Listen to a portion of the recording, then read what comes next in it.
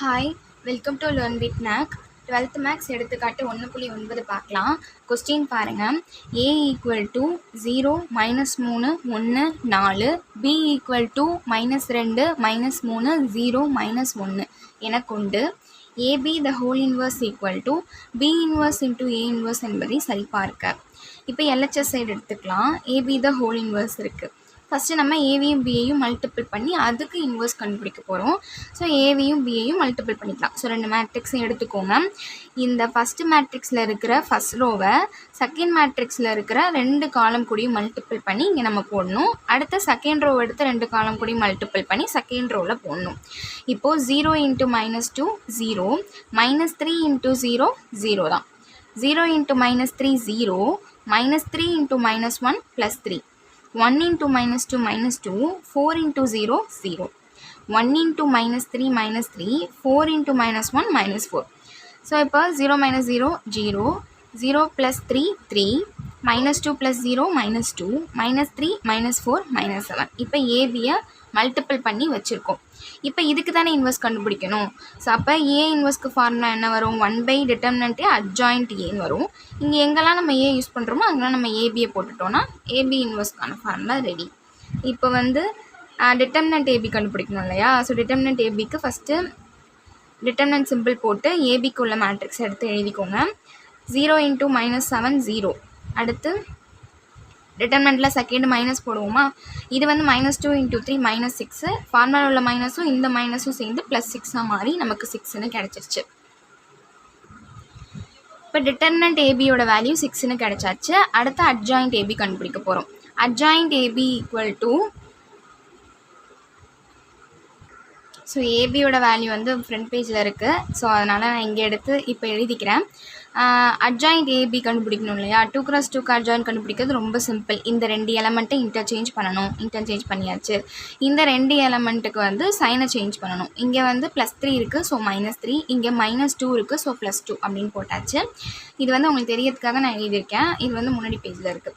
இப்போ AB இன்வர்ஸ்க்கு determinant ஏபியோட value 6ன்னு கண்டுபிடிச்சோம். அடுத்து அட்ஜாயிண்ட் ஏபிக்கு இந்த மேட்ரிக்ஸ் எடுத்து போட்டாச்சு. இதுதான் லெஃப்ட் ஹேண்ட் சைடில் நம்ம கண்டுபிடிக்க வேண்டிய வேல்யூ. இதை 1ன்னு வச்சுக்கோங்க.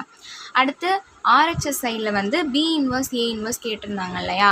ஸோ அதனால் புரியணும் அப்படிங்கிறதுக்காக ரெண்டுத்தையுமே நான் ஒரே இதில் போட்டிருக்கேன். நீங்கள் எழுதும் போது கீழே போட்டுக்கோங்க. உங்களுக்கு புரியணுங்கிறதால தான் நான் இப்படி எழுதியிருக்கேன். இப்போ பி இன்வர்ஸோட ஃபார்முலா என்ன? 1/determinant B adjoint B. A இன்வர்ஸோட formula 1/determinant A adjoint A.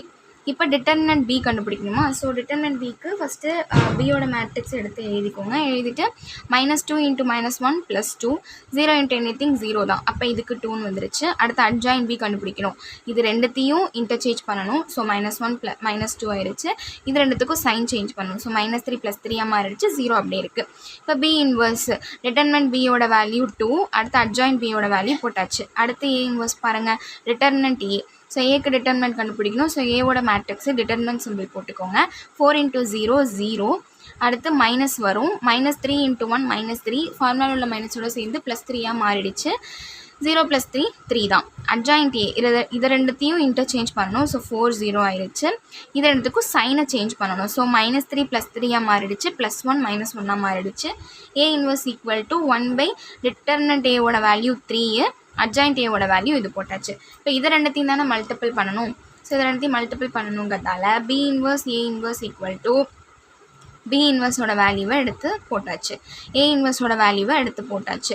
இப்போ இது ரெண்டு பையில் இருக்கா? ஸோ இது ரெண்டுத்தையும் நம்ம மல்டிபிள் பண்ணோன்னா 1/6.